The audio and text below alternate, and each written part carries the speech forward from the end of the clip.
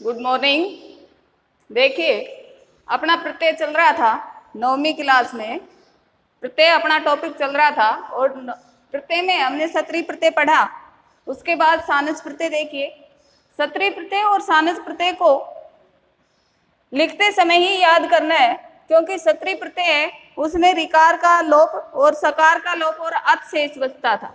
इसी प्रकार सानस प्रत्यय में देखिए, सानस प्रत्यय में चकार हलंत लगा हुआ है चैके, यानी कि हल वर्ण है, इसलिए हलंतम सूत्र से चकार का लोप हुआ और सकार का लोप हो गया। तो सानस प्रत्यय में चकार और सकार का लोप हो जाता है। सानस प्रत्यय में आन शब्द शेष बचता है और इसके पुल्लिंग के रूप बनाते समय आन का मान आदेश हो जाता है। सानस प्रत्यय वर्तमान काल में प्रयुक्त होता है और यह आत्मनेपदी धातुओं में प्रयोग किया जाता है। इसी प्रकार सत्री प्रत्यय था अपना। सत्री प्रत्यय में रिकार और सकार का लोप तथा अत भाग शेष रहता था। सत्री प्रत्यय इसका प्रयोग भी वर्तमान काल में प्रयुक्त होता था और इसका प्रयोग परस्मैपदी धातुओं में किया जाता है। किसका? सत्री का। सत्री प्रत्यय में रिकार और सकार का लोप और अत भाग शेष बचता था। इसी प्रकार सानस, सानस में भी चकार और सकार का लोप। यहाँ पर ये चकार है तो इस चकार का हलंतम सूत्र से इसका लोप हो गया। हलंतम सूत्र से चकार का लोप हुआ। यहाँ पर स है तो ये स लसक्कव तदिति सूत्र से सकार का लोप हुआ।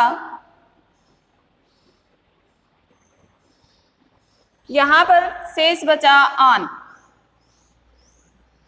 आन शब्द शेष बचा, लेकिन जब पुल्लिंग का रूप बनाते हैं हम तो आन के स्थान पर मान आदेश हो जाता है। सानस प्रत्यय कौन से काल में प्रयुक्त होता है? वर्तमान काल में प्रयुक्त होता है और आत्मनेपदी धातुओं में इसका प्रयोग किया जाता है। जैसे आत्मनेपदी धातु देखिए, धातुएं 3 प्रकार की है, परस्मैपदी, आत्मनेपदी और उभयपदी। तो ये आत्मनेपदी में जैसे सेव, लब है, विद है, क्री, ब्रू, शिक्ष, मुद, कंप, भास। ठीक है।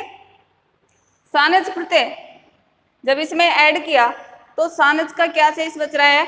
आन शेष बचता है, लेकिन आन का क्या आदेश हुआ? पुल्लिंग का रूप बनाते हैं तो मान आदेश हो जाता है। तो सेव मान है, पुल्लिंग है इसलिए यहाँ पर विसर्ग लगा हुआ है। सेव मान है, सेव माना, सेव मानम। विद शब्द है, विद्यमान है, विद्यमाना, विद्यमानम। क्री धातु, कुर्वाण है, कुर्वाणा, कुर्वाणम। ब्रू धातु, ब्रुवाण है, ब्रुवाणा, ब्रुवाणम। शिक्ष धातु, शिक्षमाण है, शिक्षमाणा, शिक्षमाणम। मुद धातु, उ का ओ आदेश हुआ है यहाँ पर। मोदमान है, मोदमाना, मोदमानम। कंप, कंप मान है, कंप माना, कंप मानम। भास प्रत्यय, भास में सानस प्रत्यय जोड़ा तो भास मान है, क्योंकि आन का क्या आदेश हुआ है? मान। भास मान है, भास माना और भास मानम। ठीक है। इसी प्रकार अपना अगला प्रत्यय है कत प्रत्यय और कत्वतु प्रत्यय।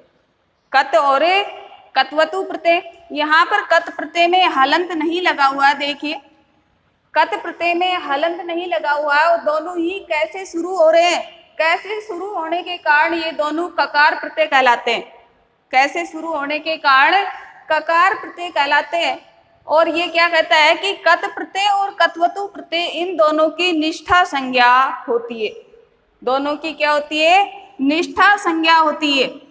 निष्ठा का अर्थ होता है समाप्ति, यानी कि ये किसी भी वाक्य में कि वाक्य है उसकी समाप्ति के सूचक होते हैं।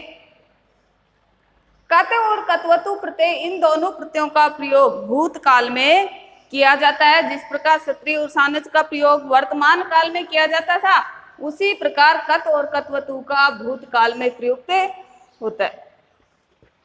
चौथी बात इसमें क्या है? कत और कत्वतु प्रत्यय जब हम जोड़ते हैं किसी भी धातु के अंदर, जब हम कत और कत्वतु जोड़ते हैं प्रत्यय, तो एक प्रत्याहार का जो वर्ण होता है, धातु के अंदर जो एक प्रत्याहार का जो वर्ण होता है उसका गुण और वृद्धि आदेश नहीं होता है। ठीक है, तो देखिए कत प्रत्यय, कत प्रत्यय यहाँ पर क है, इस क का लोप हो गया लसक तदिते सूत्र से, लसक तदिते से ककार का लोप हुआ। लसक तदिते क्या कहता है, किसी भी शब्द का आदि वर्ण ले हो, स हो या फिर क वर्ग हो तो इस सूत्र से उसका लोप हो जाता है। तो यहाँ पर क दिखाई दे रहा है, यहाँ पर इस क का लोप हो गया, यानी कि इसमें ककार का लोप हो गया, तो शेष क्या बचा, तय शब्द शेष बचता है, तय वर्ण यहाँ पर शेष बचता है। तो कत प्रत्यय में ककार का लोप हो जाता है और तय शेष बचता है। संस्कृत में वाच्य तीन प्रकार के होते हैं, कर्मवाच्य, भाववाच्य, कर्तृवाच्य। कर्तृवाच्य उसमें कर्ता की प्रधानता होती है, कर्मवाच्य में कर्म की प्रधानता होती है और भाववाच्य में भाव की। तो यहाँ पर जो कत प्रत्यय है उसका प्रयोग कर्मवाच्य और भाववाच्य में किया जाता है। ठीक है, कत प्रत्यय के रूप है वो पुल्लिंग में राम के समान, स्त्रीलिंग में रमा के समान और नपुंसकलिंग में फल के समान चलते हैं। पुल्लिंग में राम के समान, स्त्रीलिंग में रमा के समान और नपुंसकलिंग में फल के समान चलते। कत प्रत्यय के पहला नियम क्या है, कत प्रत्यय क्या कहता है कि हल वर्णांत धातुओं में जब हम किसी भी धातु के अंदर जब हम कत प्रत्यय जोड़ेंगे तो कत प्रत्यय क्या पहला नियम क्या है कि हल वर्णांत धातुओं में इट का आगम होता है, इट का आगम होता है। इट का मतलब देखिए यहाँ पर टय का हलंत लगा हुआ है, तो इस टय का लोप यानी कि क्या शेष बचता है इट में, ई, इट का आगम हो जाता है। रूप किसके समान चलेंगे इसके, पुल्लिंग में राम के समान, स्त्रीलिंग में रमा के समान और नपुंसकलिंग में फल के समान। तो देखिए धातु, पठ धातु है, सेव धातु है, एद धातु है, अर्च, हस, लिख, कुप, ये धातुएं हैं और इसमें हमने क्या जोड़ा, कत प्रत्यय जोड़ा। तो कत प्रत्यय जोड़ेंगे तो यहाँ पर कत में क्या शेष बचता है, तय शेष बचा। ठीक है, यहाँ पर ठय, ठय कैसा है, अधूरा है, यानी कि इसमें स्वर नहीं है,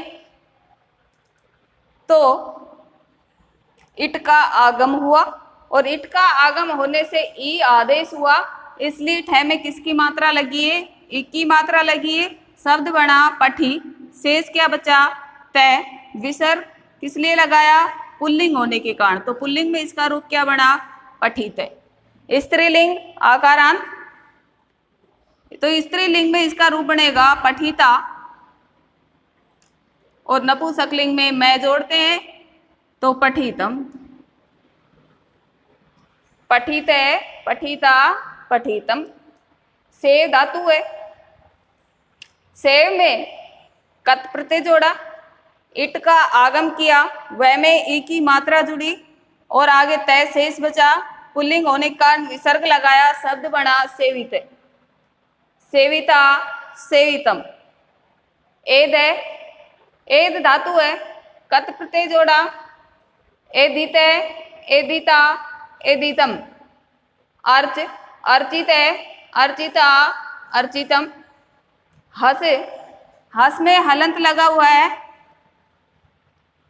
इट का आगम हुआ, ई आदेश हुआ, इट का आगम हुआ यानी कि टकार का लोप और ई आदेश हुआ और यहाँ पर स में ई की मात्रा लगी, शेष बचा हुआ क्या था, तय, तो हसीत है, हसीता, हसीतम। लिख धातु के अंदर कत प्रत्यय जोड़ा, लिखित है, लिखिता, लिखितम। कूप धातु, कुपित है, कुपिता, कुपितम। ठीक है, तो कत प्रत्यय और कत्वतु प्रत्यय ये दोनों ही किससे शुरू हो रहे हैं, कैसे शुरू हो रहे हैं और कैसे शुरू होने के कारण लसक का तदित सूत्र से इसका क्या हो गया, लोप। ठीक है, यहां पर तय शेष बचा और कत्वतु प्रत्यय, यहां पर ककार का लोप हुआ और उकार का लोप हो गया। जब ककार और उकार का लोप हो गया तो शेष क्या बच रहा है, त्वत। अब ये देखो, त्वत में उ की मात्रा निकाली तो तय कैसा हो गया, आधा। तो इसमें क्या बच रहा है, त्वत, हलंत वाला तय। ठीक है, तो कत प्रत्यय और कत्वतु प्रत्यय, कत में तय शेष और कत्वतु प्रत्यय में त्वत शब्द शेष बचता है।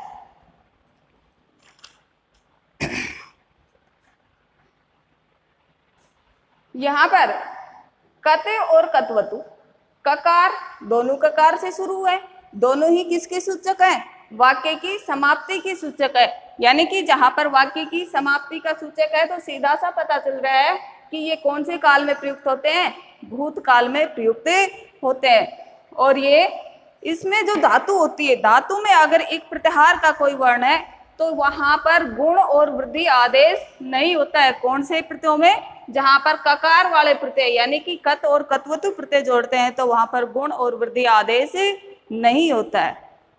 ठीक है, थैंक यू।